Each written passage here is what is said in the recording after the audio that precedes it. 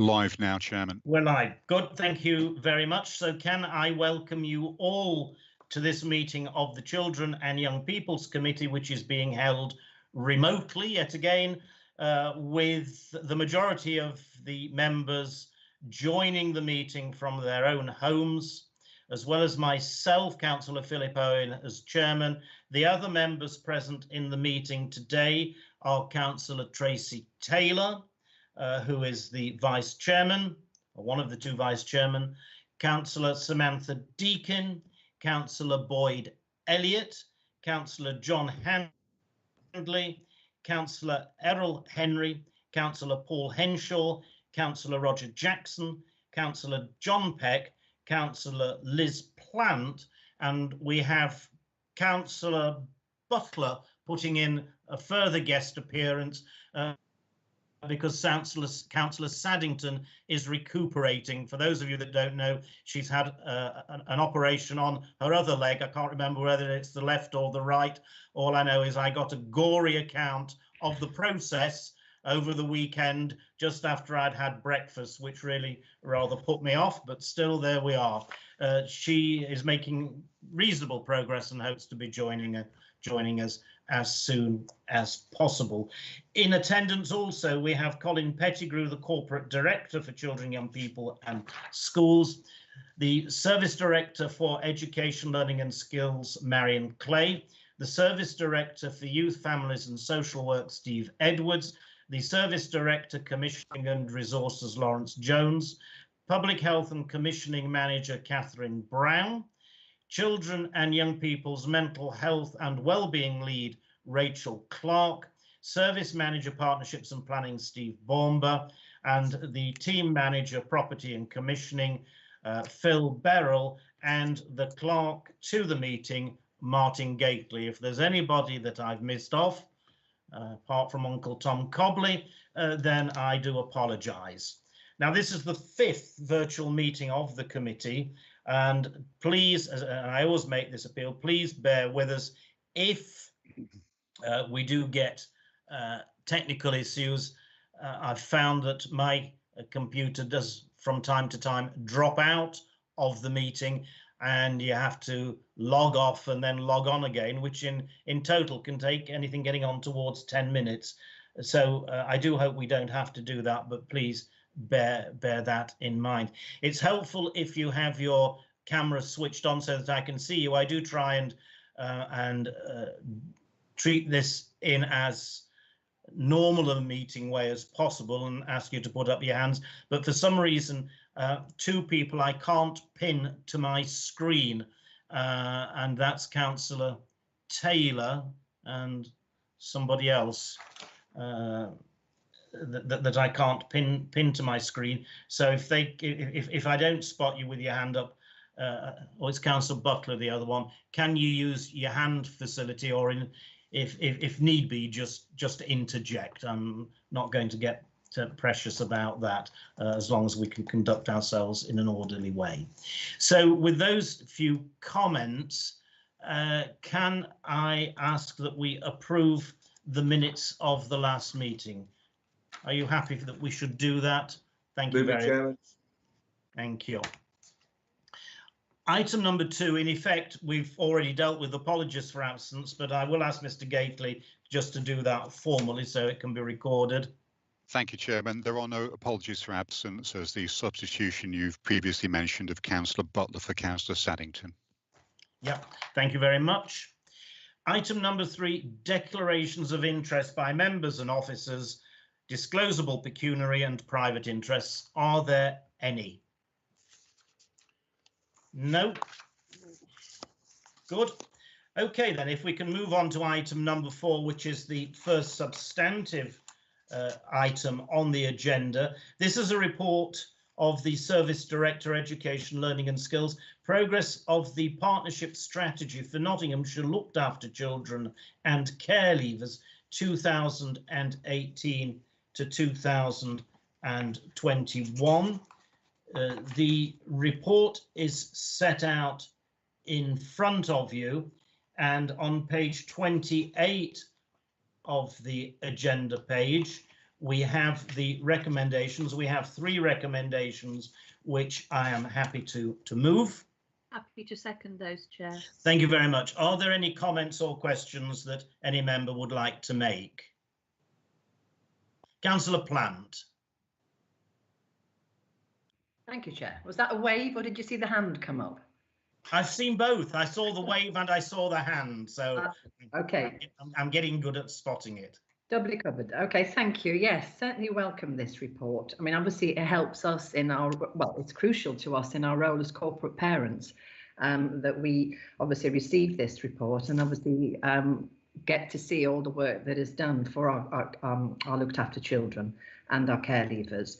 And I think, again, as it mentions in the report, it isn't just about keeping our looked after children safe, which is, of course, crucial, but it's also about providing as near as possible the same opportunities that children would have if they're obviously being brought up with their birth families. So, yes, it's a report that we all need to have. Well, actually, all council members need to have, not just the members, obviously, on this committee. I think that the local offer for care leavers is improving all the time, and it's a real testament, I think, to good partnership working with our borough partners and our district partners.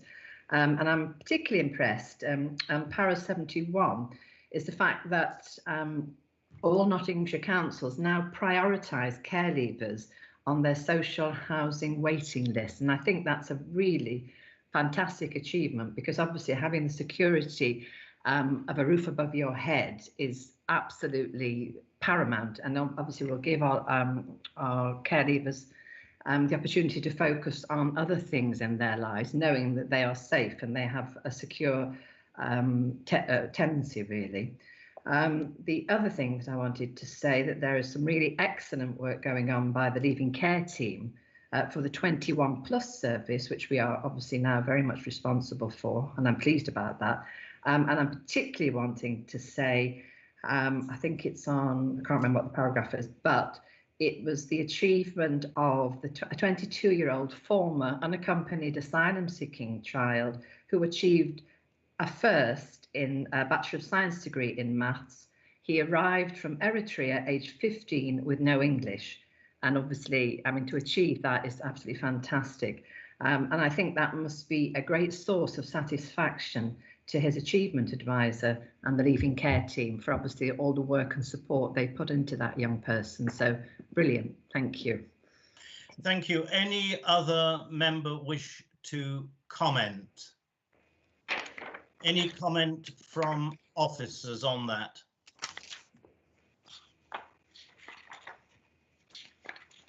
No? Right. Thank you very much for that. I note your comments, Councillor Plant, concerning our work with district authorities and the issue over housing, which of course would be simpler, as I've said before, if we had unitary authorities. We wouldn't have to go around talking to the other 7 districts. I'm actually going to raise tonight, wearing my other hat at Broxtowe, the suggestion, and I don't know whether other district authorities do this, to try and guarantee interviews for posts that are advertised by Broxtowe Borough Council for care leavers, if they have the necessary qualifications and experience to guarantee an interview. They're going to do that for veterans, and I think it would be appropriate to do it for looked after children, leaving care children as well. So I should be raising that tonight. So that's another example. So nobody indicated any further comment. We have the recommendations. Can I have a show of hands? All those in favour? Thank you. Councillor Henry, I can't see you. Yes, okay, thank you. Okay, I've got a problem with I'll just raise my hands when it's voted. Yeah, that's fine. That's fine. Okay. Yeah, Thank happy. you. Yeah, that is carried. Is Councillor Plant? Sorry, not Councillor Plant. Councillor Peck with us? He seems to have disappeared off my screen. Councillor Peck, if you're there, can you? You were there. There's work going on behind the scenes to try and reconnect him, Chairman. Right. Are you all happy that we carry on, or do you want me to wait? You happy if I carry on? Yes, Yeah. we are. Okay. Thank you. Okay. Well, the next report that we have on the agenda is item number 5, which is the annual report on the virtual school for looked after children, and we have 2 recommendations set out on page 38 of the agenda, and I'm happy to move those 2 recommendations. Second those, Chair. Thank you. Any comments or questions? Councillor Plant, you're waving at me. Go on. Yes, just a question actually. It's on paragraph 6, which says that when compared with other local authorities, Nottinghamshire's operational virtual school remains relatively small in size. And it gives, a rationale to justify that, which I would agree with, in terms of obviously it is schools' responsibility to take to ensure that they're looked after children, obviously achieve as much as they possibly can when in school. But I'm just wondering if there is any comparative data in terms of other virtual schools, whether one size does matter, and obviously how we are comparing again with other virtual schools. Thank you. That I can't answer. Marion, do you have any information on that, or is it something you would like to send over to Councillor Plant outside of this meeting? I would need to follow that up. We did have information several years ago, a comparator of the relative size of our virtual school. And remember, we have the East Midlands meetings of all the virtual school heads, so we simply know about our size. And what we have always recognised is that the biggest challenge is to keep schools on size. It would not matter how large your virtual team is. And one of the big challenges with large teams is as to who owns the child and the responsibility for the child's education.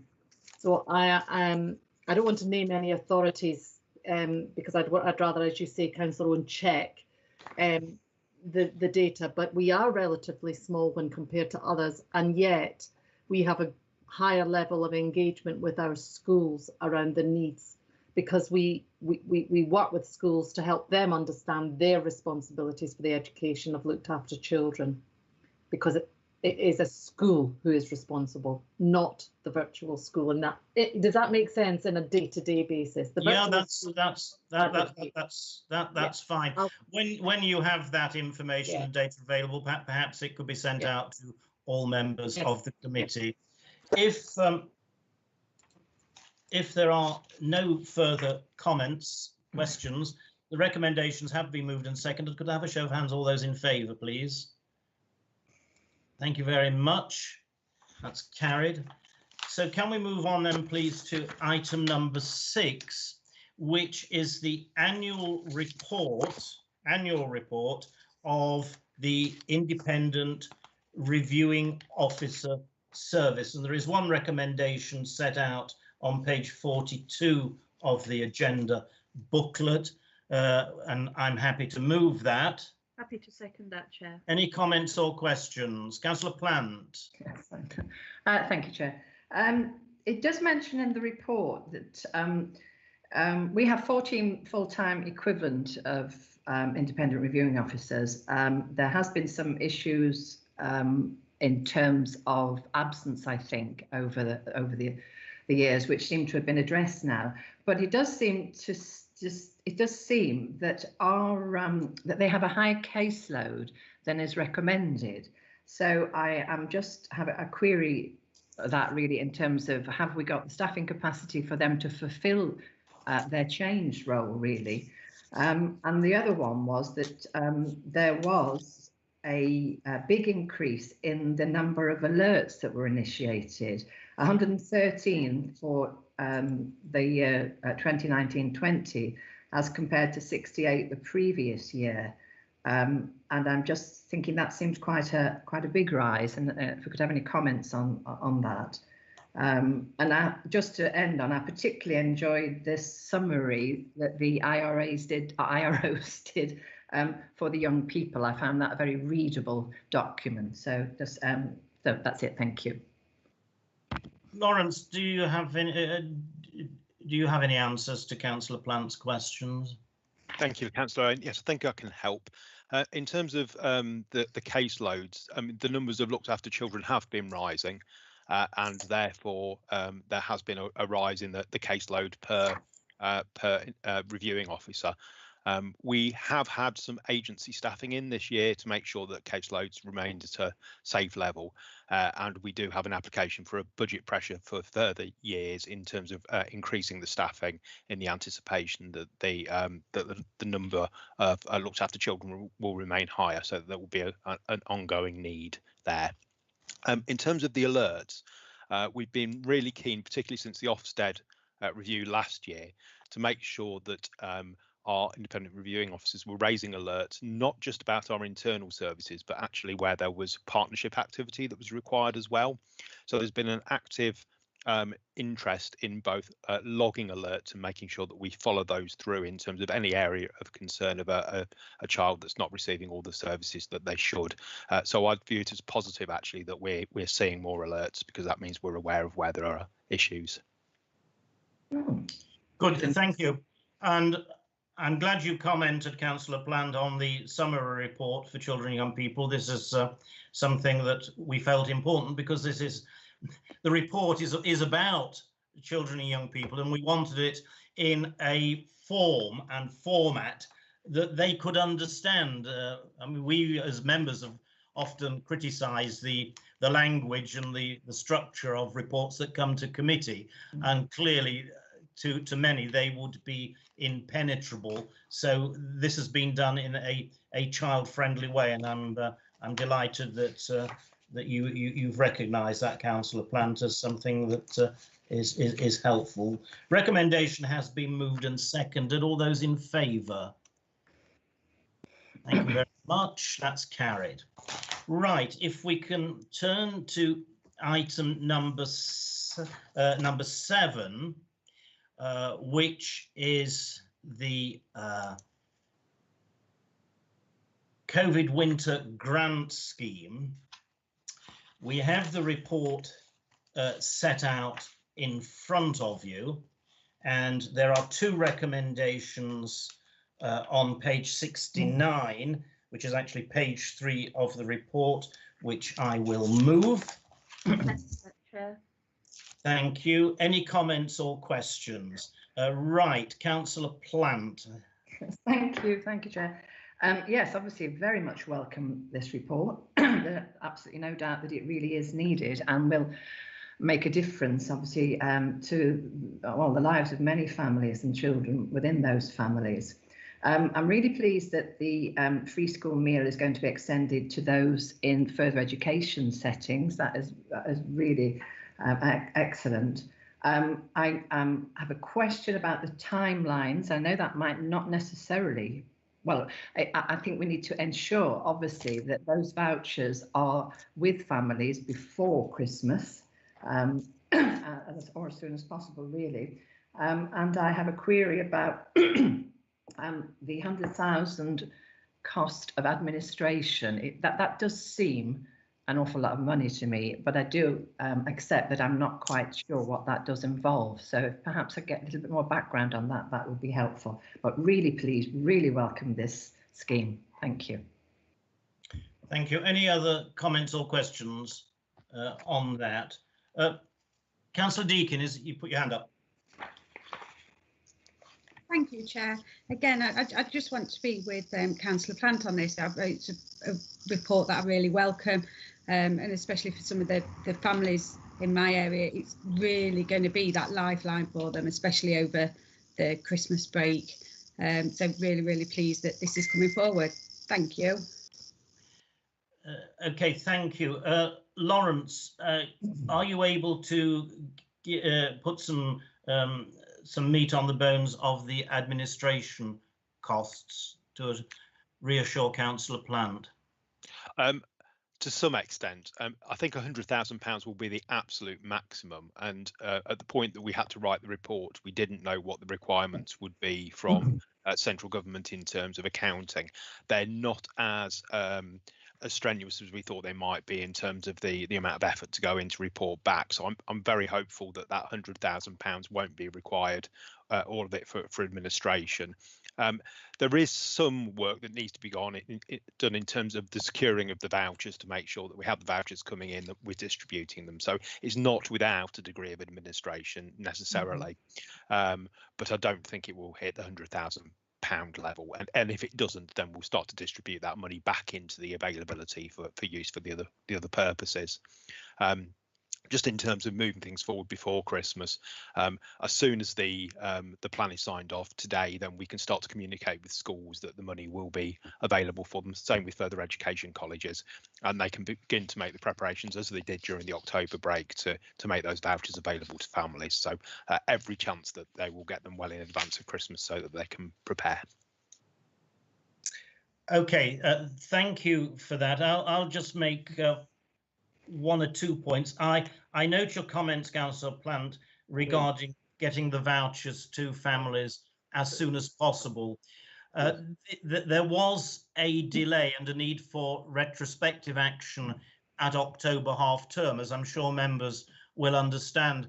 The reasons largely for that were we didn't get details from government as to what extra funding they were going to give us at that point until what was the first week of our half term. You'll bear in mind, of course, that most schools in most authorities will only have had a 1 week half term at October, and for them it would have been in school, it would have been with the authority just before the October half term, and that's why we weren't able to make that announcement.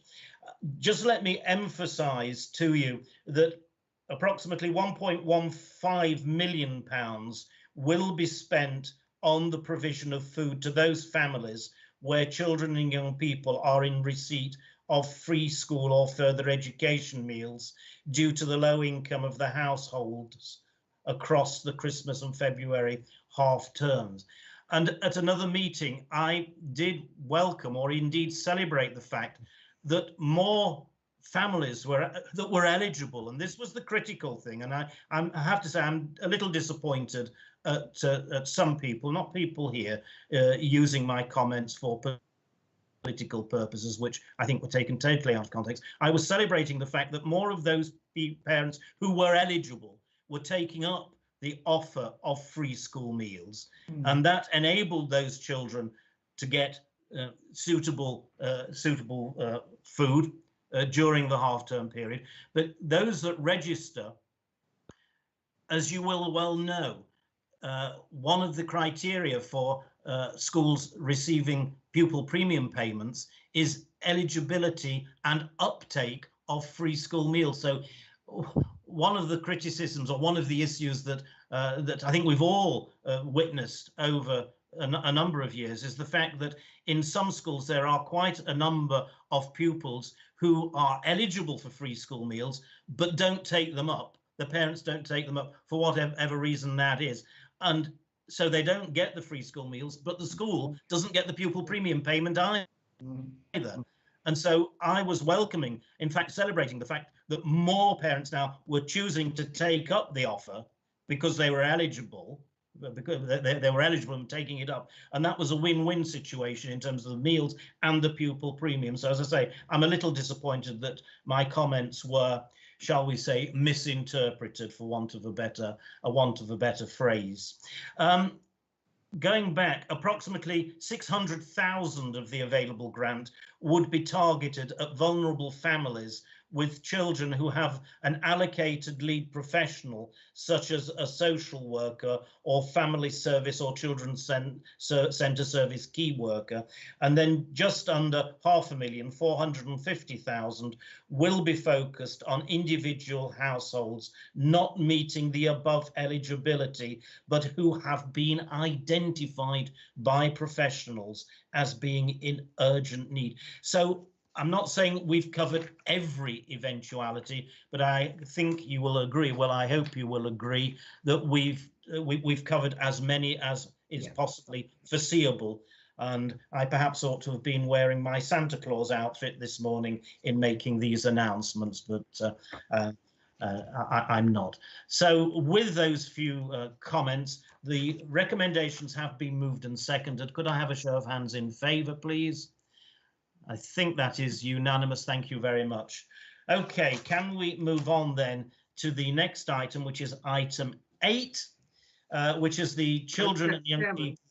Chairman, sorry, Philip, can I just interrupt? My apologies to the meeting, but for some reason I lost connection for the last 15 minutes and I've just got back in. So you were spared the comments that I would have made on the previous items, but just to let you know, I'm back in now.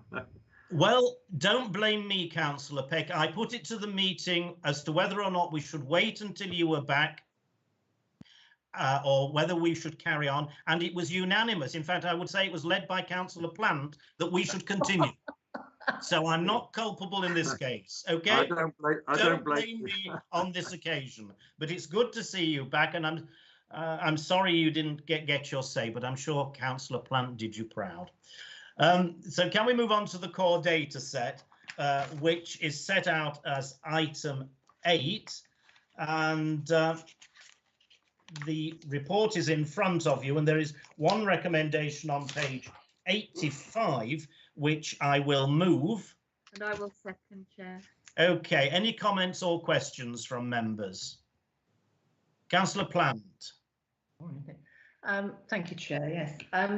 Questions, really. Paragraph 27. It's about an underspend in the commissioning and resources divisions reported. The major contributing factor is a 0.7 million underspend on children's centres, of which approximately 0.4 million is staffing related to vacancies, and a temporary subsidy on the NHS employees' pension rate. Really, what I'm wanting to know is, are those vacancies, or have those vacancies now been filled? And if not, if they haven't been filled yet, are they going to be filled?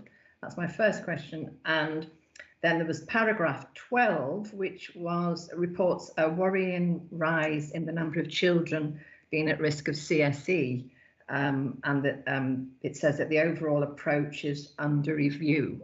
Those children are not looked after children, but that to me is immaterial. The fact that it's on the rise for any children is worrying, and I'm just wondering if what that actually means in terms of the approach is under review. Thank you.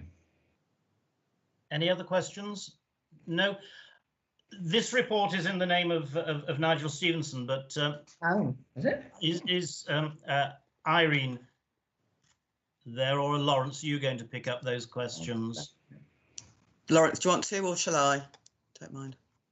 I mean, I can pick up the issue on the staffing matters. If you could pick up the other point, Irene, if that's all right. Yeah. Just in terms of the staffing, I mean, we didn't know what staffing cohort we were getting when we took the services over in the summer, and because of that, there's been a period after the staffing came across with the same structure to work out what staff we had and what staff we hadn't got. In terms of frontline, we will be seeking to try and make sure that in terms of those frontline practitioners working directly with children and families, that we fill those posts. But we are looking to review any other posts, particularly administrative and back office functions, where they duplicate things that we've already got within the local authority. So we will continue to try and make sure that where we can have efficiencies and therefore use the money effectively to make sure we're actually reaching families rather than in terms of administration, that we're reviewing those things, and we'll bring kind of further reports on what will be ongoing efficiencies, probably to committee in the next few months. Thank you. Irene, is there anything you wish to add? Yeah, absolutely. I mean, I think the other big reason really for the underspend is that we have a gain share. So At the end of the contract we had with the NHS, any money that they have retained, half of it then comes back to us. So that happened just after the service transferred. So that's been another factor. It hasn't all been about staff at all. We have actually recruited to posts that we didn't think we would, just essential posts in terms of helping us maintain buildings, keeping them open, having people on reception. So those of you that are not aware, the Children's Centre service has remained open during lockdown, and 17 of our buildings were open Monday to Friday. So it was important that we had reception cover, and there were few vacancies there that we have recruited to. The other reason really for the underspend is, you know, we had a service that was externally commissioned. They had quite a substantial management fee, admin fee, which we no longer need. So there is money left over, and the service is still able to continue its core offer, which is it's good news, really. You know, I think we are efficient in what we're doing, but we haven't cut anything to have this underspend. So hopefully that's reassuring to you. Thank you. Any other comments or questions? Councillor Plant, go on then. I've just wondered, and is there anybody to comment on the sort of the worrying rise of CSE? Shall I do that, Councillor Rowland? Steve, please, yes. Yeah.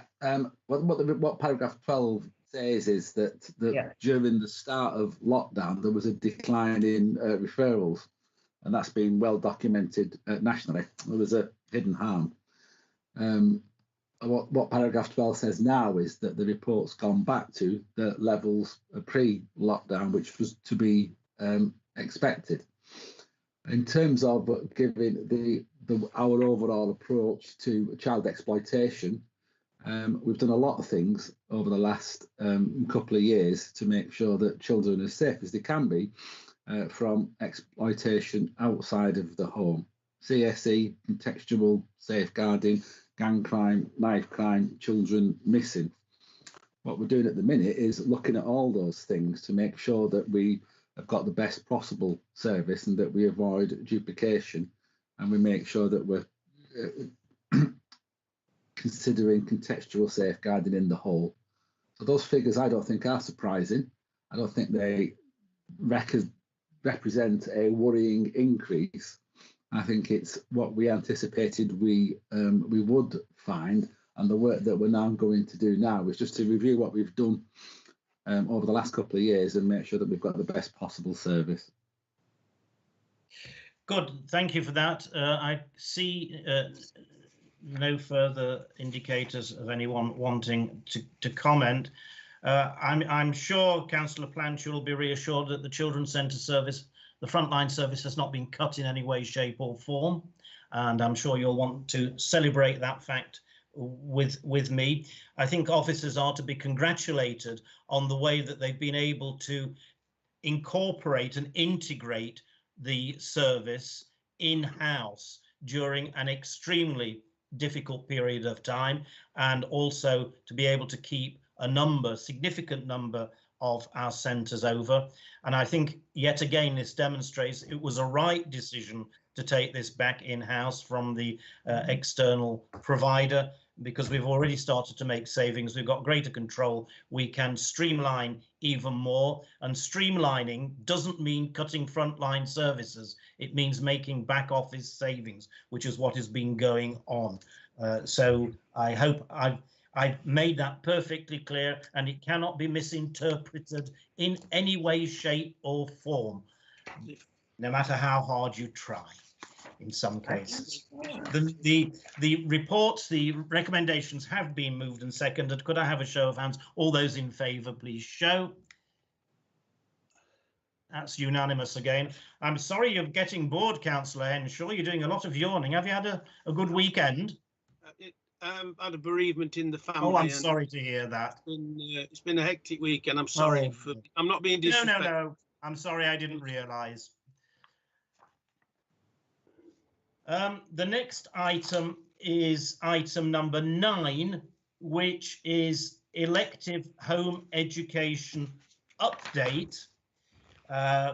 We have these quite regularly, and you will see that we have a recommendation on page 98, which I'm happy to move. Second that, Chair. Thank you. Councillor Peck, you indicated. Yes, as you say, we do have these quite regularly, Chairman. I certainly don't intend to go over the misgivings. I think it's fair to say we all have expressed it on various occasions about this current state of elective home education. Safe to say that my group do support the course of action which has been outlined in paragraphs 27 to 30, and we certainly await with interest the consultation that the government is engaged in, and hope that after this crisis is over they go back to it and it's not one that gets buried, as sometimes these consultations do. The current rise in numbers, we do know across the country, has clearly been influenced by COVID-related factors. I know that there's a difference between just withdrawing your child from school and actually going to elective home education, which requires them to deregister from the school. We know that a certain amount of that has been taking place. It is difficult to imagine what the state is going to be at the end of all this at the moment.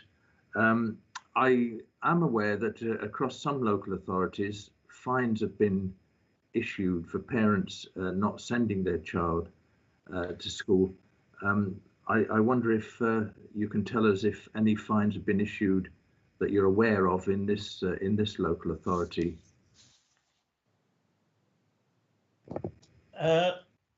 I'm not aware of any. Marion, are you aware of any? No, I think it's technical. Steve might be. I Steve? am not aware of any fines have been issued. We are working closely with schools in my teams as well as the teams in the family service. So I'll hand over to Steve. Yeah, no, I'm not aware of any fines. I don't think there have been any. If there are, I'll get back to you later today, but no, they haven't. Okay, thank you. Any other comments or questions? If I may, Chair, just on that same subject, Yes. I did challenge this with officers probably about a month ago, and I can't remember who it was that responded. Possibly it was Mr. Edwards, but I had asked because I'd been picking up on social media channels the notion that families were being penalised, and I challenged officers over that, and I was given the response at that time that that was certainly not happening in Nottinghamshire.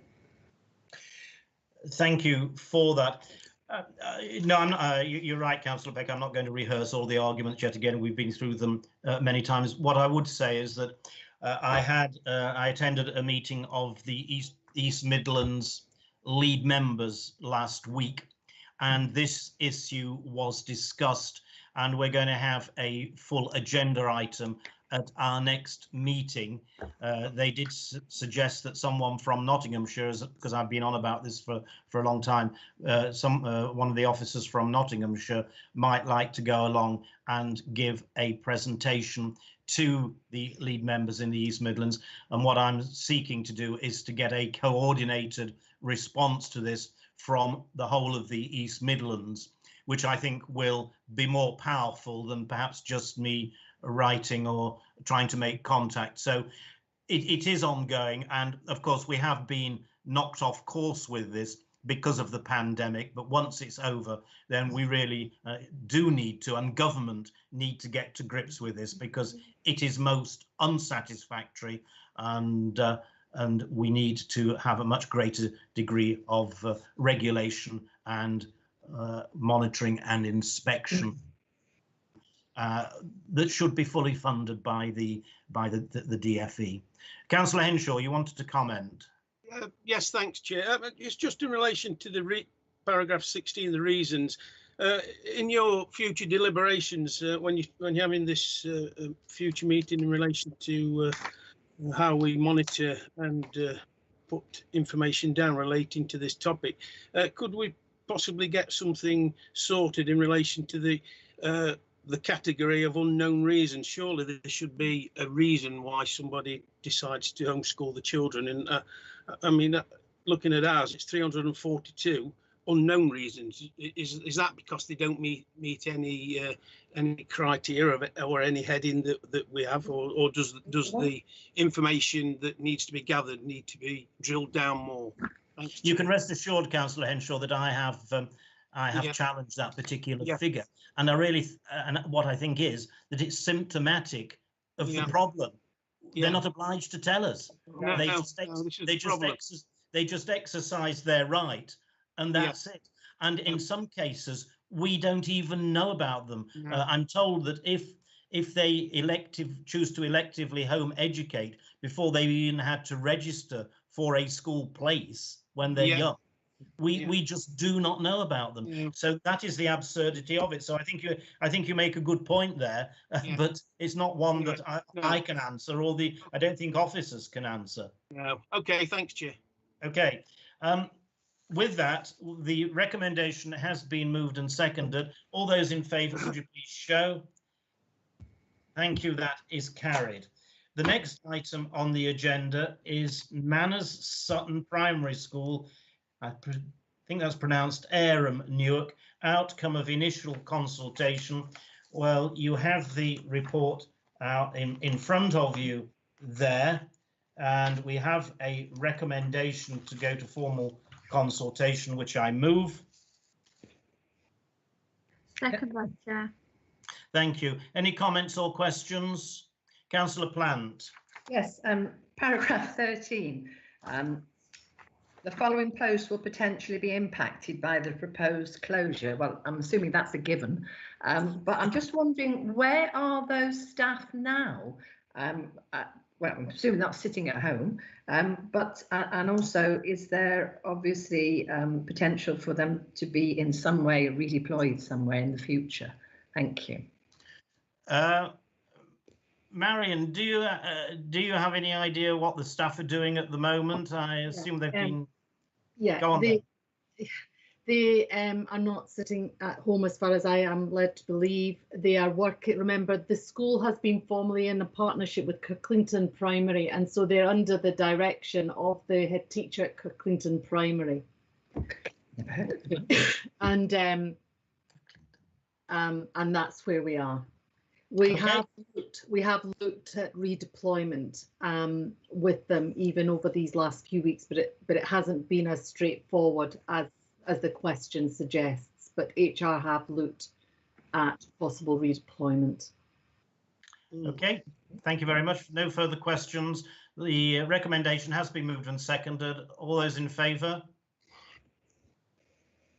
Thank you very much. That's carried.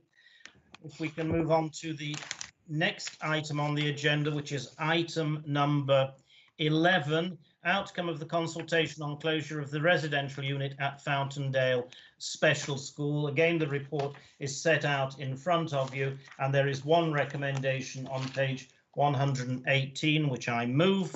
Which I second, Chair. Any comments or questions? Councillor Henshaw, I think you've indicated. Thank you, Chair.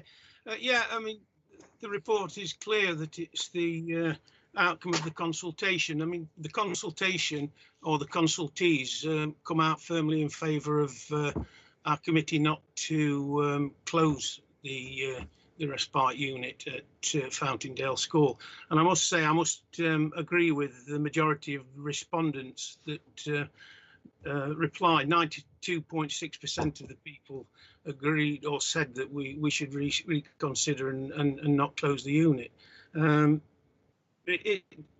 must agree with the respondents again that I believe, and I think they all agree, that the service provides a valuable service for the children and for the families. It gives children an opportunity to really develop the skills in a different setting from the formal classroom setting. I don't think it's a good idea to reduce this provision. I honestly believe that if you have a situation where you can take people out of a formal educational setting, you can work with them, you can develop the skills, you can help encourage independence, you can motivate people, you can do all these things that you cannot do when they're actually in a classroom.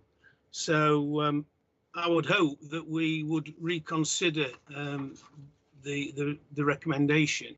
I mean, the last Ofsted report, which has been indicated in the report, clearly states that there were some problems. I would hope that if we reconsider the decision, the school and ourselves would work closely with the head teacher and staff at the school to address the problems outlined in the Ofsted report, and let's hope we could move forward. I don't think closing a unit like this it should be based purely on financial indicators. The value of this service far outweighs the savings that we would be making. I would hope that we would look at this again. I'm hopeful that committee will not accept your recommendation, and let's work with the school to make the provision better, make it a first-class provision for helping to develop children's independence, and work with the children and the school to develop their living skills, and hope that they can move forward. In saying that, Chair, thank you for giving me the opportunity to speak, and I hope and I urge members to not accept the recommendation to close the unit. Thank you for your time. Thank you, Councillor Henshaw. Any other member? Which Councillor Deakin? Thank you, Chair. Fanterdale, of course, it's a school I've visited and numerous times over the last few years. An excellent school with excellent staff there. I know that the new head teacher there, they've had an interim one. What are their views on the residential aspect of it? What would he like to see? Is he the sort of head teacher who'd like to work to build it back up to be the excellent service it once was? Or is it something, because I know that they're saying that if they don't have the residential unit, they'll be able to take more children. So I see the benefits on both sides, since we are pushed with high need places within the county.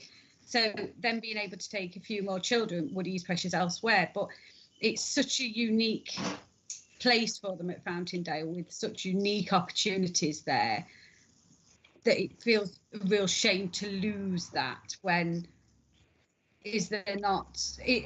What's the feel from the new head teacher there? Is it something he does want to build on and work on and make better? Or I'm very torn on this, to be absolutely honest, because I can see it from both sides of the spectrum on this one.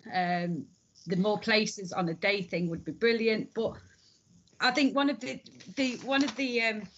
responses that came through was about that there's a facility gives children the opportunity to experience things like sleepovers and time spent with friends. And I think sometimes we all take that for granted, because, you know, my daughter's 15 and done those things for years, and we take it as a granted that everybody does, and that's not always the case. And I don't want to take something away from those children when it's something so special to them. So yeah, I can see both sides of this one, to be fair.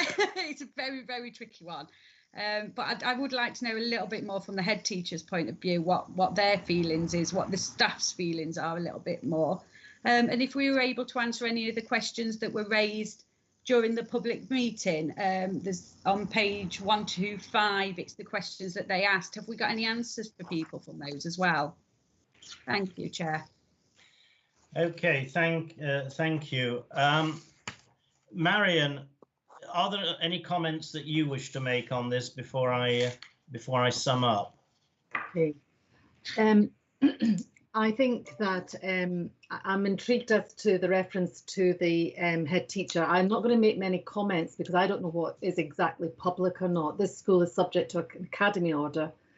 The head teachers of the school are all female at the moment, and the executive head teacher is female as well.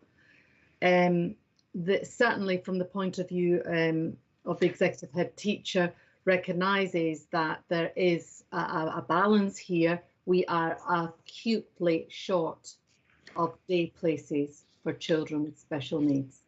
I don't think we can emphasise that enough. And the provision that is made for the small number of children, none of whom have accessed this provision since the adverse Ofsted inspection, none of the children require that level of provision. It is not written into the EHC plans, and indeed the type of provision can be accessed at other parts of the system and of the service. One of the main arguments is about the overwhelming need in the fullness of time to use the space, in a sense, to provide equitable, more places for more children with needs, and that is that's an overriding argument, and it's always incredibly difficult. This school will academise over the next handful of weeks. The next, maybe not. Timeline's always difficult to guess. Due diligence is being undertaken. I am just not absolutely sure what is totally in the public domain or not, so I'll just stop there. And I guess that's all I have to add, that I guess we are saying the needs of the more, in a sense, need to be considered here as the school moves forward. Okay, thank you for that. If I can just say a few words on this. You can rest assured, Councillor Deakin, that clearly liaison has been taking place with the school and school staff, and particularly the leadership there, and clearly from what's been said, we can't go into any more details than that. But let me just spell out what I hope clearly the reasoning behind all of this. Fountaindale Special School at the moment is a maintained school, but an academy order has been issued, so you know what the outcome of that will be ultimately.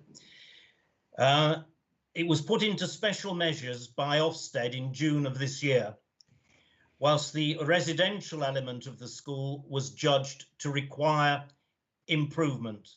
There were a number of concerns with that unit, and the executive head teacher and the governors said they wanted to close the residential unit, at least temporarily, to allow a focus on improvement of the school.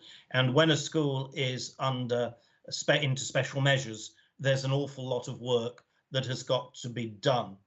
Now, the school had historically used the residential provision to give support to young people on the cusp of post-16 to prepare for greater independence and adulthood. And it remains the case that this is a requirement for special schools to deliver this level of provision in other ways, primarily through their school daytime curriculum. And we have to accept that the consultation feedback, as Councillor Henshaw has pointed out, doesn't support the closure, but that really comes as no great surprise, does it? Let's be honest about that. The number of Nottinghamshire children and young people accessing a place in a special school has increased by over 26%. 26% in the last 3 years, and this increase in demand is anticipated to continue. So we've got to think about that, and we've got to think about the funding of that. In addition to the need for increased special school places across the county, there are 3 other key reasons for seeking closure of the Fountaindale residential unit. Firstly, it should be noted that none of the children who accessed the residential unit required it as part of the provision outlined in their EHC plan. None, not one, required it. Secondly, the provision provides an iniquitous offer, as no other Nottinghamshire special school can offer this provision. A very tiny minority have this provision at a cost of £119,000 per annum. And finally, for any family for any family that requires overnight provision and meets the eligibility criteria, the County Council has sufficient capacity to meet known need. We've got capacity in the system. It is made, so it's for these reasons. It's for these reasons that the recommendation is to close the residential unit has been made. Now that money, that 119,000, will be put back into the system to provide additional special educational needs school places for the increasing number that need it. Is it for the many, not the few? Is that something that comes to mind in talking about this? So we think the reasons are not just financial, but the reasons are soundly based educational reasons as much as they are financial reasons.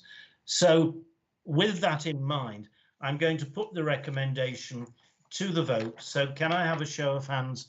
All those in favour, would you please show? That's 1, 2, 3, 4. 1, 2, 3, 4.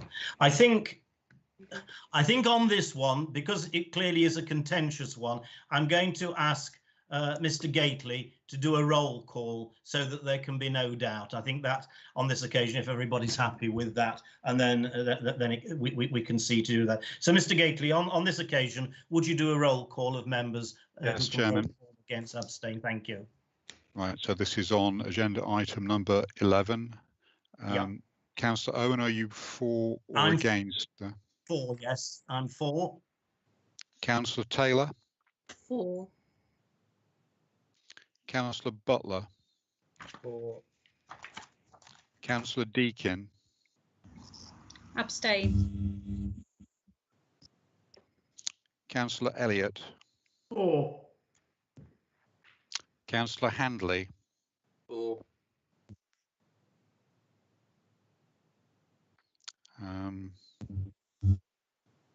Got a mistake on my list, which is the membership from the previous meeting. Councillor Henshaw? I'm against. Councillor Jackson? For. Councillor Peck? Against. Councillor Plant? Against. Have I missed anyone out when I was reading that? Councillor Henry, I think. Councillor Henry, I'm afraid I've got a list that's got the previous membership on. So, yeah. Councillor Henry. Against? Councillor, I didn't hear you. Yeah, I'm against. I'm against. Okay. Yeah. So let me just top those up, Chairman. Thank you, Councillor Henry.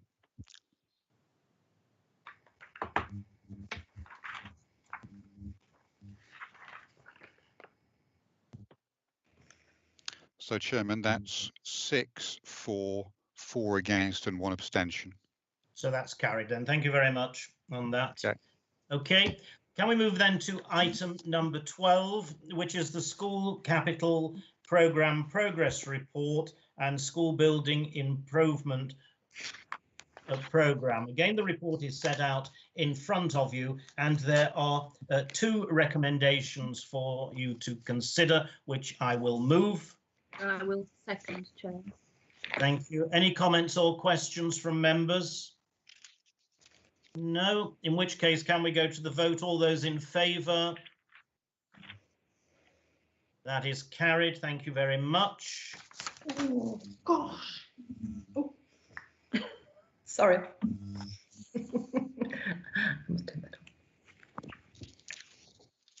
Right, after that interlude, I'll continue with item 13, which is giving children the best start, Nottinghamshire Best Start Strategy 2021 to 2025.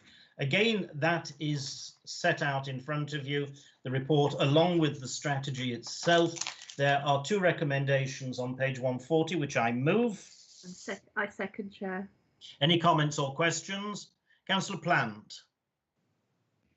Apologies for the yawn. Yes, thank you, Chair. Obviously, I really do welcome this report.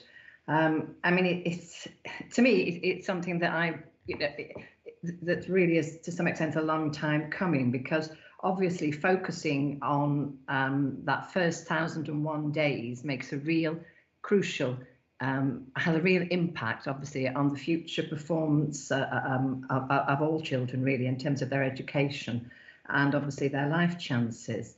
And we even have, I think everybody will know this weekend, that the Duchess of Cambridge is actually very much supporting this issue, which again, as I say, is nothing new. And I certainly welcome, obviously, the partnership work that is involved in this. I think on Appendix 1 is building on the previous successes and the key achievements. And it describes the excellent work that is going on across Nottinghamshire in health, education. But what we know from this committee is that many Nottinghamshire children still enter nursery or the reception years, and they are behind. They haven't got the skills to take full advantage of school, either in their speech, their language, their communication skills, also sometimes in terms of their fine motor skills, and obviously their social and emotional skills. So without a doubt, we have a real, we have to address this issue, because often if they're coming in behind, they never actually catch up. And for me, the most important sentence in this report is, we support the most vulnerable children and families to access the right support at the right time. And that's the crucial thing, is getting in there at the right time with the interventions that are going to make a difference to these children's lives. The report states on paragraph 18, page 139, there has been no coordinated partnership strategy which brings together all key partners and activities which focus on the antenatal care, children's development and support for families with preschool children. Well, we now have one. What I would really like, and I'm really welcoming that without a doubt, and that focus, but what I really want to know also is, one, has that board actually been set up yet? Two, has it met yet? And who's actually going to be monitoring and evaluating the partnership work that's done by that board? I mean, and the impact that it's having on children's lives. Thank you. Thank you, Councillor Peck. You're muted. Yes, sorry about that. All right. I had to do it one day. I very rarely make that mistake, but I was bound to. We all do. We all do. Yes, indeed. Yes, I endorse the comments made by Councillor Plant. I think we've come a long way over the years with regard to the acceptance of the importance of early years education, and not only the education, but all the other areas of support that are required. And this report is a very good one, because it does talk about connecting up all of those bodies that are involved in that early childhood, right up to prenatal and so on. When I first became a head teacher, my school hadn't got a nursery, and indeed most schools across the county hadn't got nurseries. Children started school at 5, and so they were without much of that excellent work that goes on in early years education. We take it for granted now that the vast majority of schools have got a nursery or early years foundation unit, and we think of that as quite normal.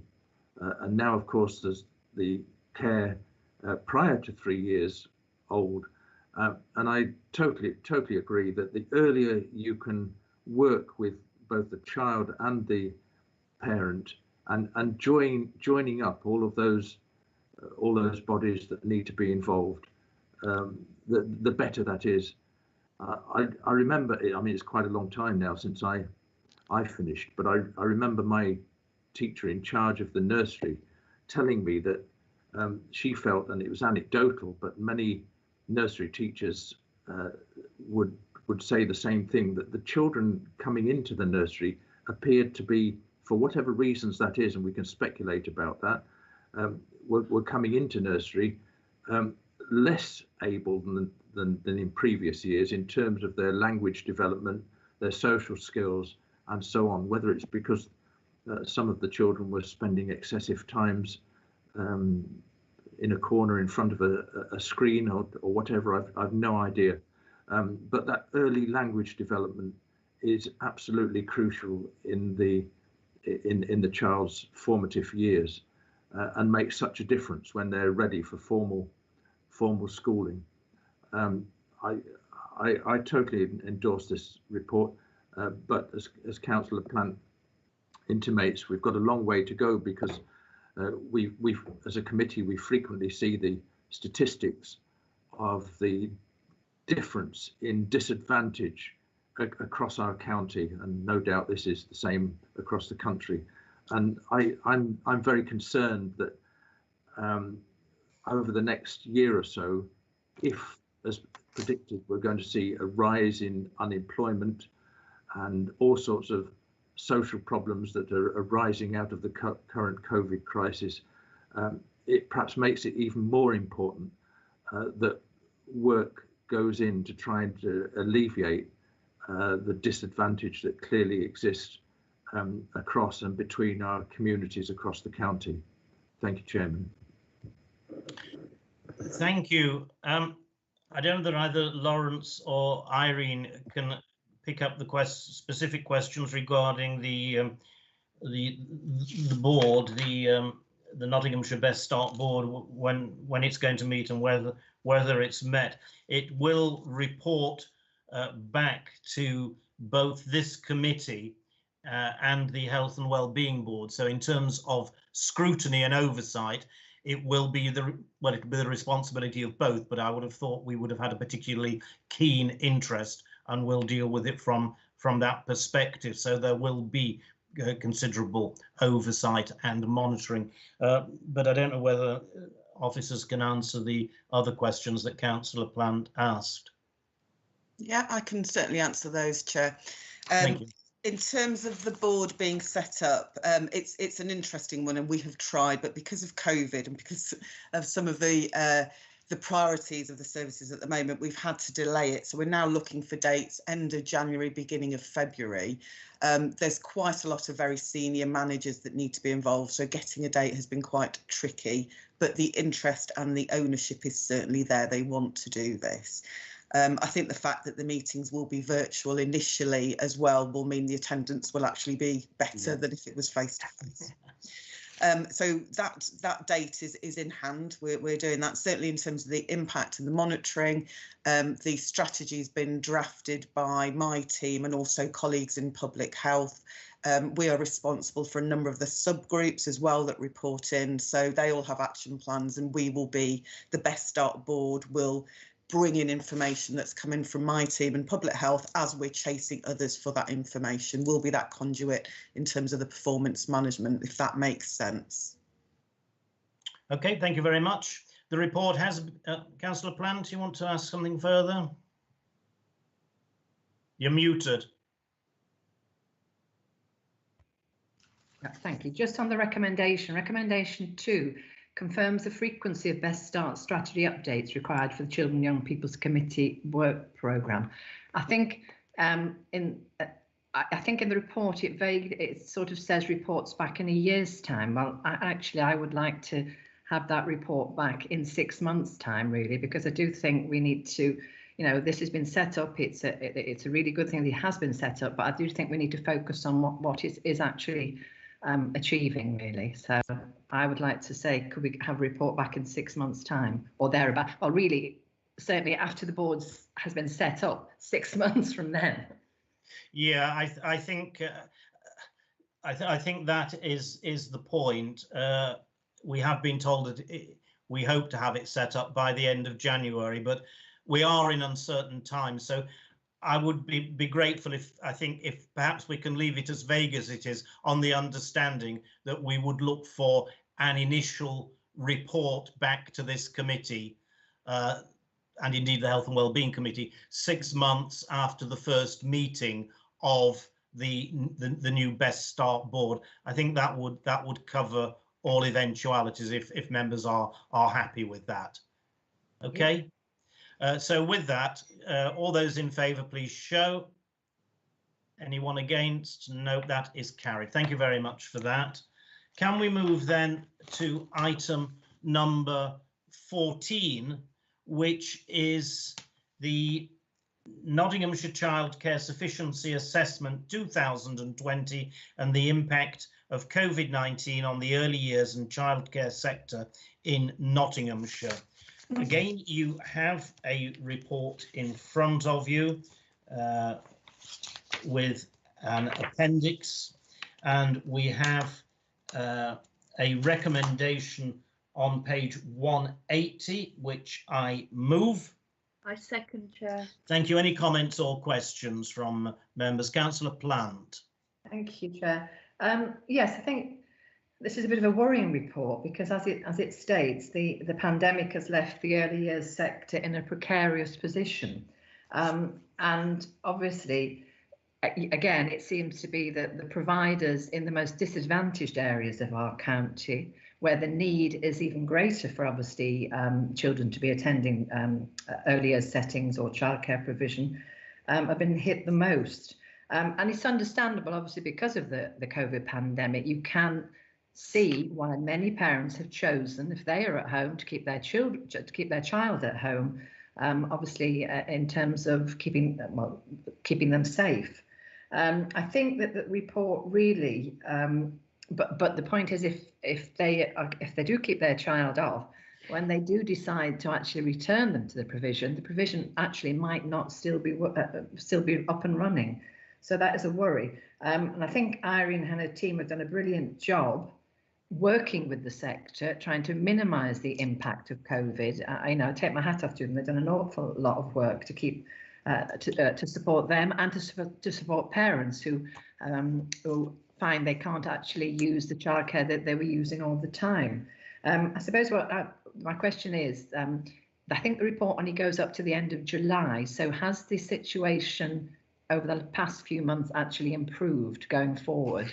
And if Irene could just comment on that, please. Thank you. If there are no further comments from members, Irene, are you going to pick up those questions?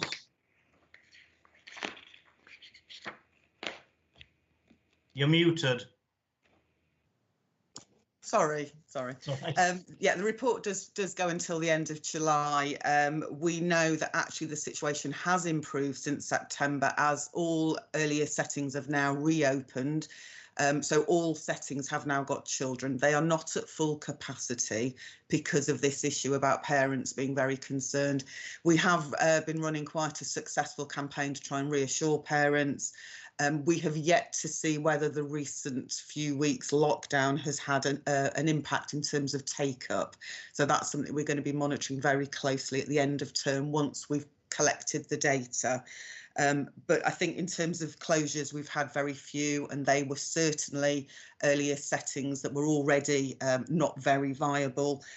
All of our settings are open. The funding is going directly to the settings at the moment. They've had upfront funding as well, and we are desperately trying to get more and more children in. So far, so good. It's the 2-year-olds that we're really trying to prioritise at the moment. Thank you for that. I think we can feel fairly pleased with the way we have been able to manage the situation, and our childcare providers have been able to manage the situation with support from us. I would remind you that we did put in a considerable sum of money at the start of the pandemic in order to allow many childcare settings to remain open and support and sustain their viability. So the County Council has done an awful lot as far as this is concerned, and as Irene has said, the real closures were likely to have taken place anyway because of the non-viability of those organisations that were operating them. So I think we should feel reasonably positive about this and not be too negative. And as I say, I think the County Council has done as much as it possibly could do to ensure this provision continues. The report has been moved and seconded. All those in favour? That is carried. Thank you very much. The next item on the agenda, item 15, the Nottinghamshire Safeguarding Children Partnership Annual Report for 2019-20. You've got the report in front of you. There's one recommendation on page 215, which I move. I second, Chair. Thank you. Any comments or questions? No. Okay. I would just make the point and just emphasise the fact that the independent scrutineer, Dr. Mark Peel, was appointed by the lead representatives of the safeguarding partners, and the report includes his assessment of the strength of the leadership of the safeguarding arrangements.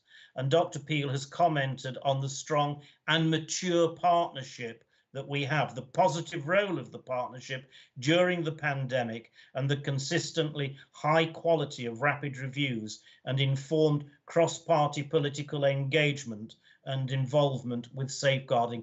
And I think that latter point is particularly important. I made it clear to committee that I would welcome, and I'm glad that the opposition took me up on this, I welcomed cross-party support and involvement, because as I said at the time, ICSA threw up an awful lot of things, and I think one of the things it threw up were that very, very few members knew what was going on or had any inclination, and had that information been spread far more widely, as I hope it is now, I know it is now, then some of the things, a lot of the things that were happening at that time would have been rooted out a lot earlier. So I'm grateful to all members who are participating in this, because I think it is the right way forward, and that has been supported by the independent scrutineer, which is, it's always pleasing when you get an independent scrutineer supporting what you are doing. So the report has been moved and seconded. All those in favour?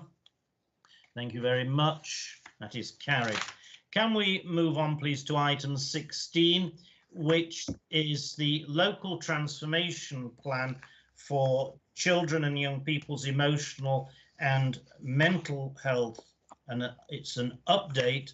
You have the report set out in front of you. And on page 224, there are two recommendations, which I move. Happy to second those, Chair. Thank you. Any comments or questions from members? Councillor Pland. Yep, thank you, Chair. Yeah, yes, certainly welcome the update. There is obviously, reading through the report, a great deal of work going on, obviously, to support children with mental health issues. And obviously, COVID has affected a lot of the face-to-face work, but it's certainly clear that you know, either virtually or by phone or whatever, that support is still out there. And I think it's important that that message is getting out, that support is still there, although it might not be in the same form it has taken pre the pandemic. I'm particularly interested in the mental health support teams that are there to provide timely support to school-age children.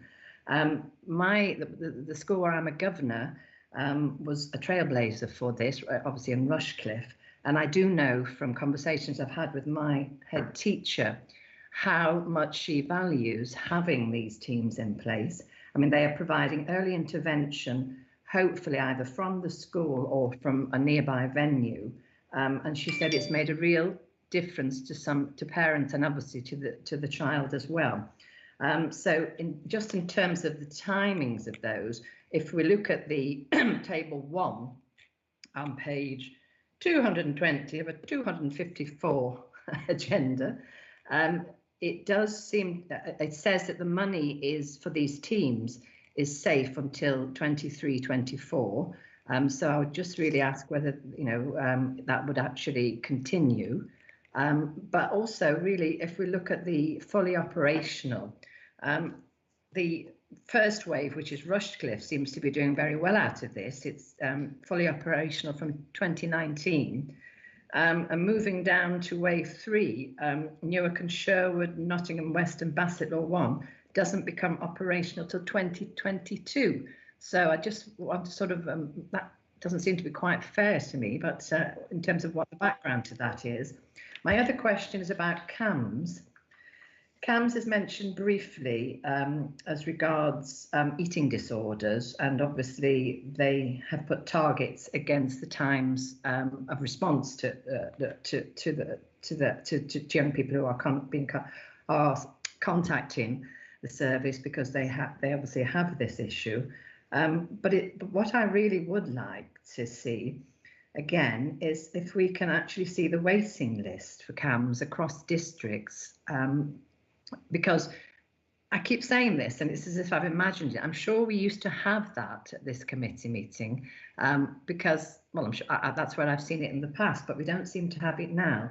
And I still think that's crucial to know what those waiting lists are, from either referral to treatment or from assessment to treatment across the whole of our district. So I would appreciate some information on that. Thank you.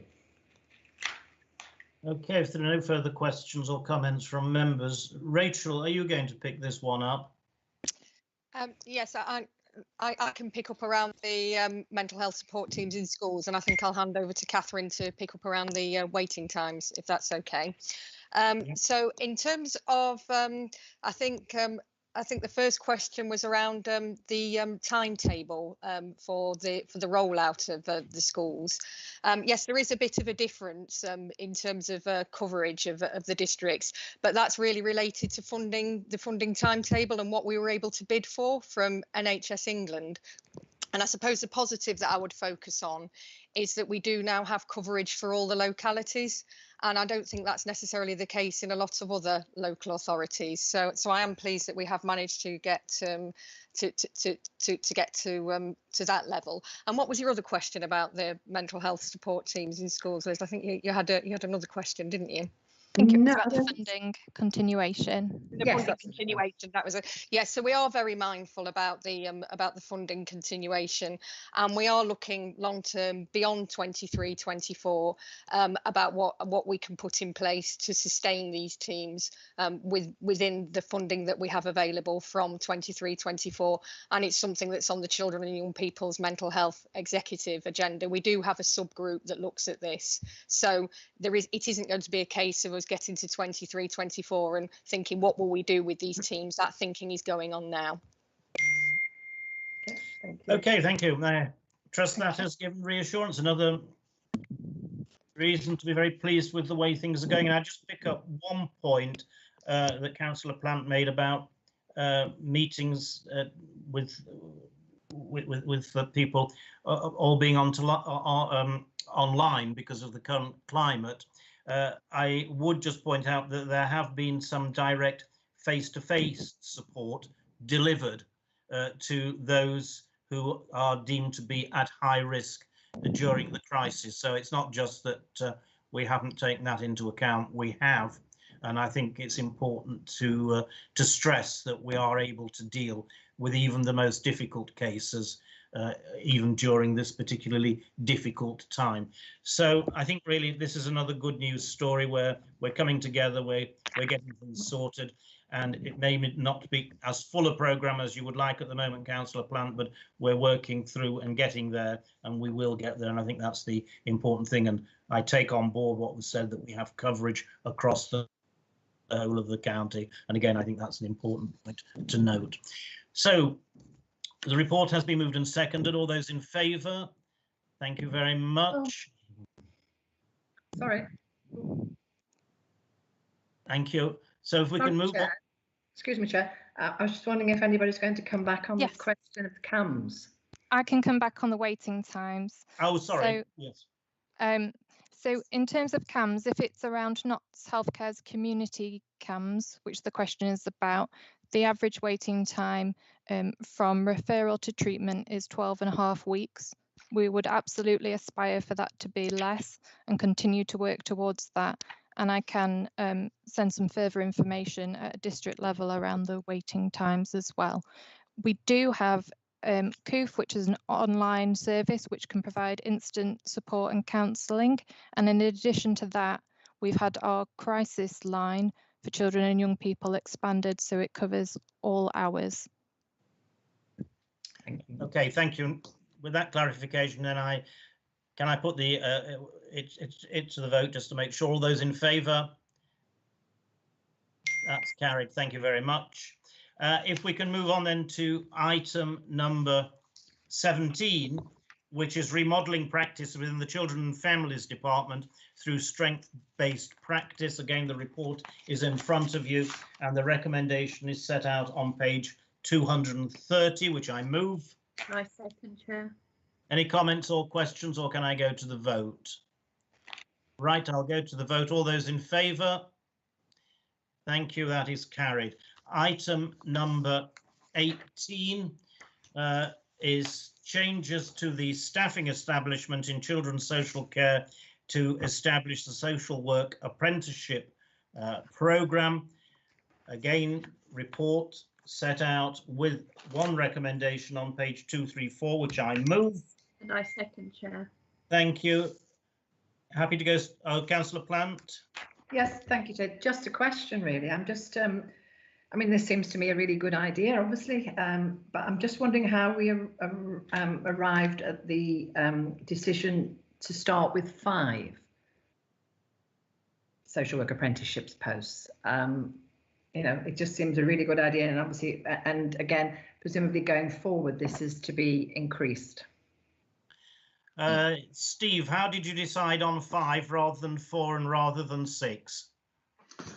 It was largely because that was the money that we had available, not at the time, and we thought was achievable. But you're absolutely right, Councillor Plant. If it's a success, and we're very confident that it will be, we'd look to grow it. Thank you. It will be a success. I don't think there's any doubt with the leadership that we've got at the moment, and it's an excellent way of increasing the number of social workers, and hopefully is going to increase the stability of the placements, and they won't be moving on. So I've long been a supporter of this concept, and I'm glad we're able to bring it to fruition.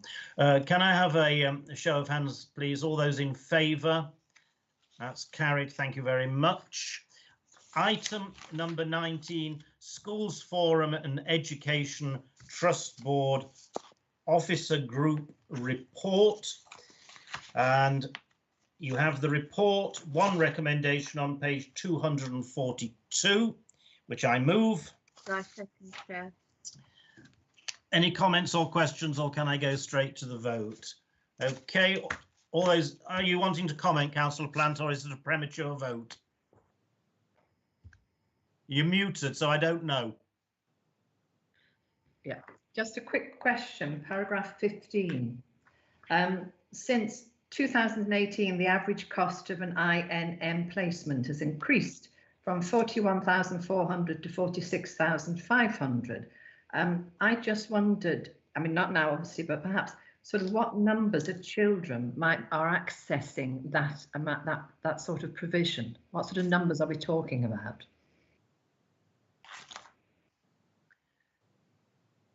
Marion, do you want to come in with that? Do you have a figure to hand, or do you want to? I would need to come back to you on that, unless Lawrence happens to recall that figure off the top of his head. Lawrence is the other colleague who might. Lawrence, do you have the figure to hand? Or apologies, I don't. No, that's not. That's fine. Paragraph. Yeah. If you can let us all have a written answer to that as and when you've got it, I'd be grateful. So with that, all those in favour, could you please show? Thank you very much.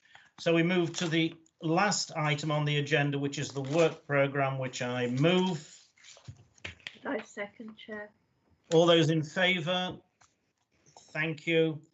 That concludes the last item on the agenda. Thank you for your attendance. I'm sorry it was such a heavy agenda with so many papers, but there were a number of annual reports coming through which were delayed, which would have gone to earlier committees, but have been delayed because of for obvious reasons. So that's the explanation. But thank you anyway for your forbearance with that. Practice, we've done it.